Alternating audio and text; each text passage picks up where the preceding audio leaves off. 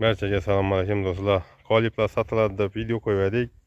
Ko'p odam koliplarni ko'rgaz deb telefonlar, Telegramdan tashlab berdilar, ish qilib.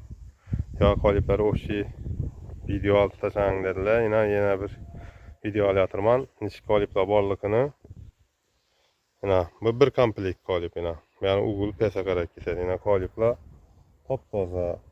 Rezinkadan ham tushunadigan odam bo'lsa biladi. Hozir yo'lning chang o'tdi bu.